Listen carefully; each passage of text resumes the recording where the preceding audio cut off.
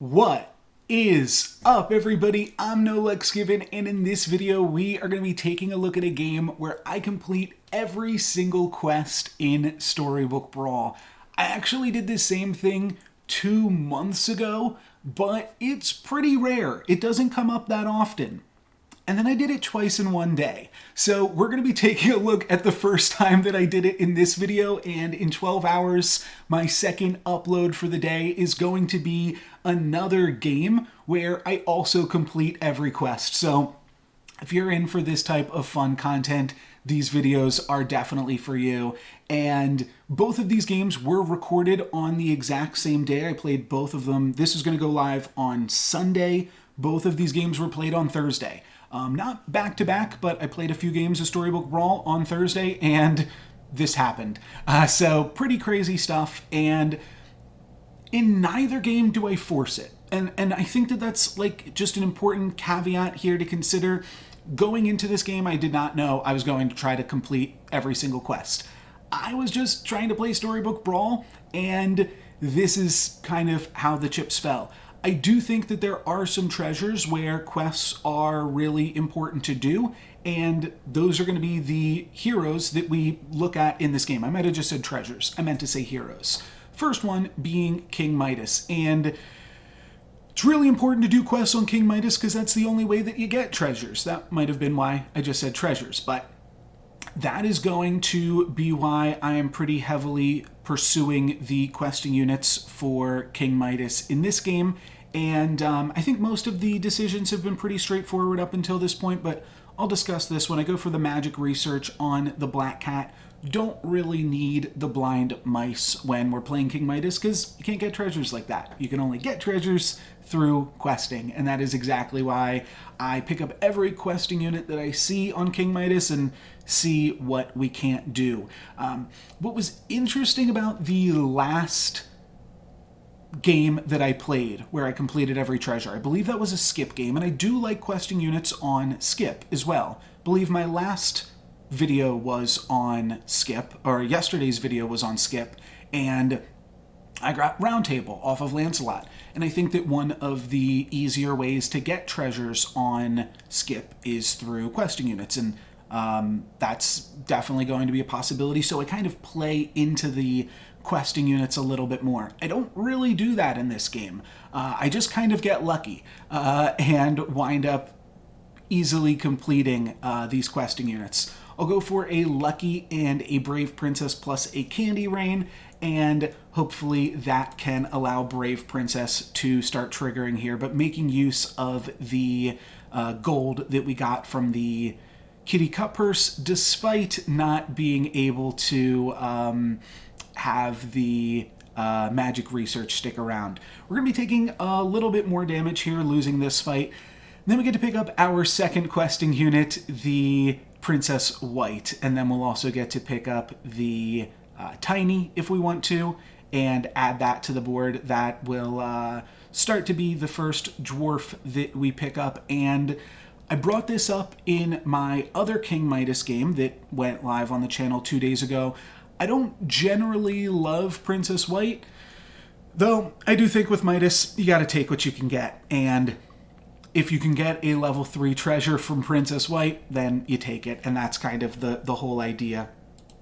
And that's what's going to be able to allow us to get all of the questing units here in this game.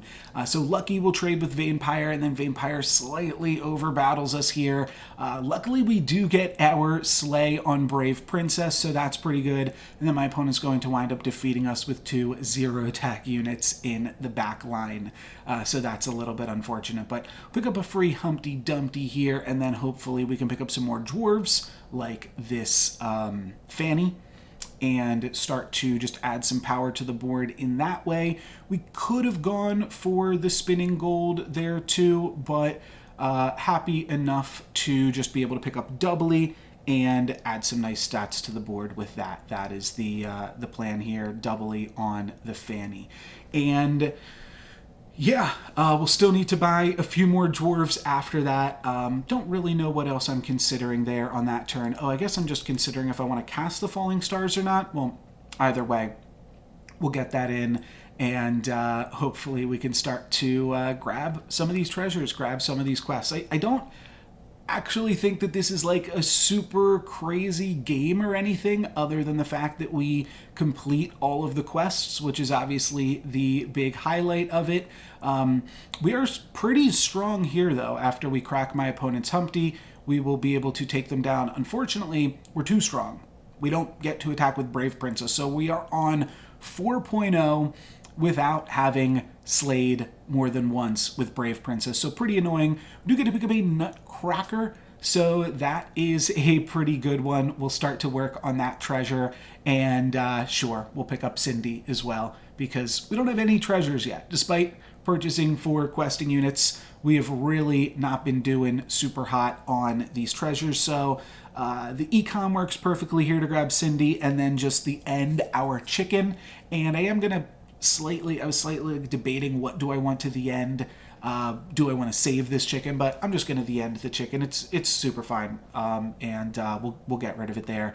And now we are moving on to our combat against Potion Master, who is the last place player in the lobby. So hopefully that gives us some time, but unfortunately their baby dragons attack right into my Brave Princess. So Brave Princess is really not feeling super hot for us on this game. We're going to take a decent amount of damage there. That shows me. So we take some damage fighting up against the Potion Master. We take a Lightning Dragon for free. Sure, why not?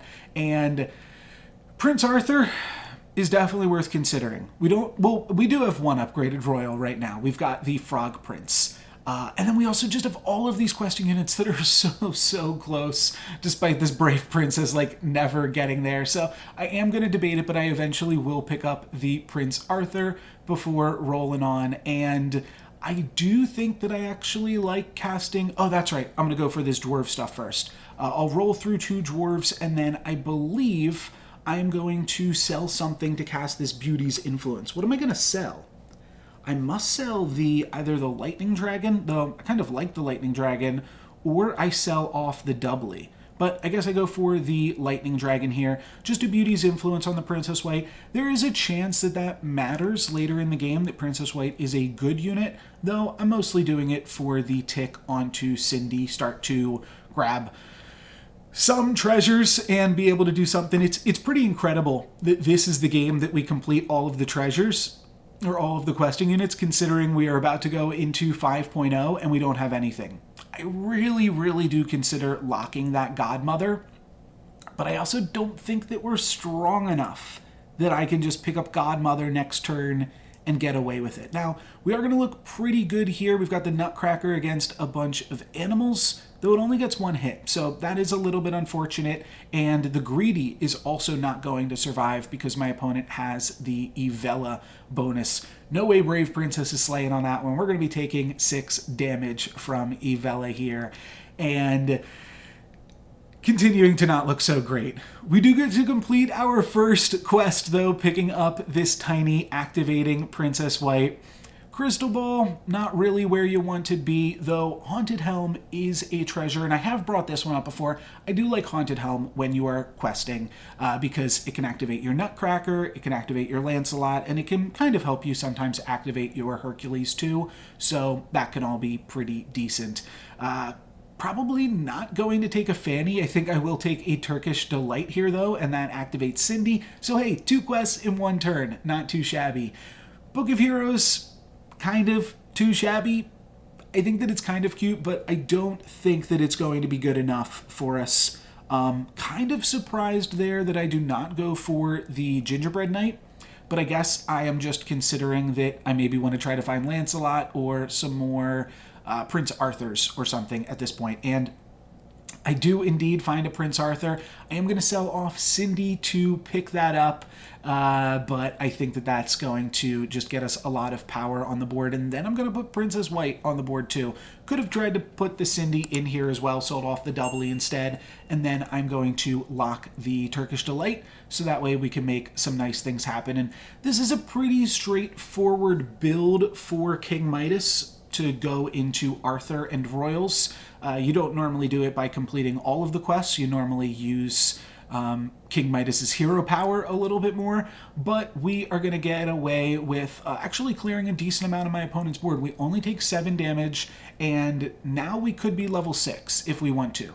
I locked for the Turkish Delight, but it's kind of awkward. If I take the Turkish Delight, what am I actually purchasing this turn? I go for it, and there are some things on my mind in terms of what I could be looking for this turn, and we'll see if we can find any of them, like Jormungand plus Baba Yaga. Is that like pivot worthy? Potentially. But Hercules is definitely something that we are looking for here. That is just going to be a huge unit. It's a 20/20. It's so much bigger than this greedy, and will also potentially help us get another treasure. And then you'll see I'm also going to put this Rotten Applewood in. And this Brave Princess is like so far from slaying, but I'm going to keep it in just because I feel like we need to try to make something happen with it. I think that we could probably cut the Brave Princess in favor of the Lucky, though tier 2 treasures are pretty decent. We could get like a treasure map or something and help us get like a really powerful treasure, do something really fun with it. But for right now, we'll just be happy enough to play the Hercules, and I'm hoping that Hercules plus the Prince Arthur trigger, that's just going to be enough to have us play this stronger board. So we'll see how that works out for us. It does look like Hercules is bigger than everything my opponent's got, so it can probably trade for a nice little 2-for-1 here. At least it's actually going to get a 3-for-1, though the Mummy gets a 2-for-1 itself. Then my opponent has a bunch of Black Cats, which is great for Brave Princess, great for Nutcracker, and great for Hercules. So thank you Merlin, for playing with these Cat's Calls, because that is just really going to help us. Brave Princess actually going to be able to get the second slay. There we go. Hercules gets almost completed, and then Monster Book even throws a fireball at the Nutcracker. So just excellent work towards completing our treasures on this one. Really fantastic. And now we got to think about where we go from here. There's a Fancy Pants. There's a Merlin's Hat. Neither is like particularly exciting at this stage of the game because Merlin's Hat can't buy any XP, but it does look like I'm going to consider going Merlin's Hat here. And there's one other thing that I'm kind of considering. I mean, I definitely want to pick up some more Royals, but the other thing that could be really good for us is Good Boy, because Midas actually gets to upgrade Good Boy easier than any other hero. I mean, yeah, you just get 2 good boys. So that is kind of the plan here. Just try to grab a cheap and easy good boy with that. We can throw +1/+1 on it through Candy Rain, though I'm going to roll and see if I can't find anything better. And I think that this tree spell, whatever this is called, Flourish, I think that this might wind up being better for us. But the good boy is also getting the +10 health from the helm. So that is some amount of stats here that's going to give us a little bit of power into the battle. We're also going to be getting a tier 6 treasure from Hercules this turn. So honestly, things are definitely coming together. This opponent is a little bit scary, but we are going to get our Nutcracker trigger as well, and then we are going to have enough strength to at least tie the combat, which is all that matters here. So first we're going to grab our Hercules treasure, and we can grab the Ark. Kind of tempting. We can grab Wand of Weirding, or we can grab Pandora's Box. And to be honest, this is a tough one. I think that all of these treasures are so good. The Ark is a little bit tricky because we sold Cindy. Pandora's Box could be anything, but I go for Wand of Weirding, and then I realize that we actually do have the Frog Prince, so maybe I did want to keep the Ark. It would be +12/+12 on the good boy, which is just +24/+24 on everything, so it probably would have been good enough. Now, the reason that I picked Wand is I figured maybe we can go even bigger than that. Maybe we can find some spells and we can double cast them on this good boy and get even more stats. So that was kind of part of the idea, but I think that it is going to wind up not being the best idea that we've had. Interestingly, I should point out the fact that Good Boy is pumping the Princess White because we Beauties influenced that early. And we probably also like wouldn't want to be playing a Cindy if we even had the possibility to. So Good Boy is going to make Lancelot get really, really close, but I probably should have just played Nutcracker this turn. You see me trying to put it in again at the last second. If we get a little bit more stats on Good Boy, then we can get it to the point where Good Boy is pumping up Lancelot. But right now, it's just a little bit too tiny. It's only going to bring Lancelot to 21. And if it slays, it's also going to take damage. So it's not going to be able to get us there. But we are going to get the win against the top place player in the lobby. That's partially because we double pigoed them, but still pretty sweet. And Stone Skin seems like a good enough play as any here. It's free. And it's going to give plus 8 health to Good Boy, which means that we'll then get the plus 5, or we'll get the tier 5 treasure from the Lancelot. And with that will actually be all of our treasures completed. And Good Boy also quite good at completing treasures, but that's also just me trying to find more treasures. And that's kind of what I was talking about earlier, that like, I'm not forcing anything in this game. I'm just trying to play the best board. And with King Midas, the only way that you can really start to improve the power of your board is by seeking out these questing units. So there we go. I think that might have been me realizing that, or maybe I already knew that this would be all treasures completed. As long as this Good Boy dies and this Lancelot doesn't get scammed, there we will have it, which is pretty sweet. And I still want to try to make it into a win. This game feels a lot different than the last time that I played the all treasures board, because in that one I had to complete white last, which meant that I was really just doing it for fun. This one we're completing Lancelot last. Lancelot is actually just a good unit, and we won the tier 5 treasure. So we'll see what we are able to grab out of that one, and if it is able to send us over the top here in any capacity. Let's see what we get. Mimic Chest would be pretty fantastic if we could grab that, but all we're going to wind up seeing is Dracula's Saber, Ambrosia, Sword of Fire and Ice. Nothing too crazy. We could go Sword of Fire and Ice to put just a little bit more health on the Good Boy. The Dracula's Saber isn't anything super impressive, and then honestly the Ambrosia we won't even use, so I'm just going to skip, take the 2 gold, and that's a little bit unfortunate that's what we do with our last treasure, and yeah, just going to be a little bit unfortunate overall, but what can you do? I will Mix-a-Whizzle into a Robin Hood here, and kind of interesting. I was really hoping to Mix-a-Whizzle into Good Boy, because then that would mean that we would get an upgraded Good Boy. So that would be pretty sweet. And now we can take an Echo Wood, which kind of makes you regret somewhat not picking up the Ambrosia earlier. But I think I will want to play the Echo Wood on King Midas, especially. Just winds up being pretty strong. And then we'll roll.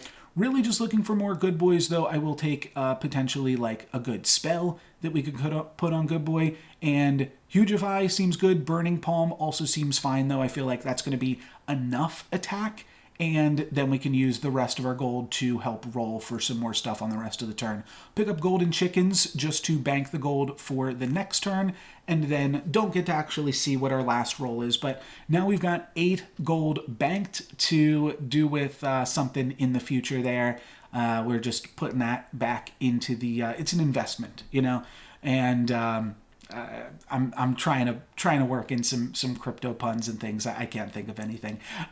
We are gonna be fine here up against the Ghost, and yeah, got a decently big Echo Wood. The only ways that we get stronger at this point are spells that we cast on Good Boy, upgrading the Good Boy via King Midas, and upgrading the Echo Wood via King Midas. And this is going to be the last combat of the turn. We do have a bunch of gold, though, because we've got all these golden chickens, and I do think Berlin's Test is probably a good enough spell as any. Give Good Boy +8/+8, which is just a bunch of stats on everything. Now we are just rolling for Good Boy and Echo Wood. That's all that we can really do.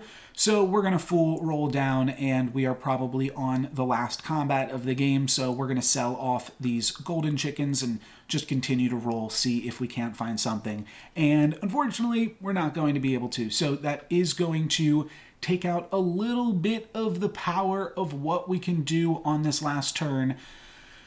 But maybe our opponent is not that strong. We are definitely not that strong, but maybe we can make, or maybe we'll be strong enough to deal with whatever they are doing here.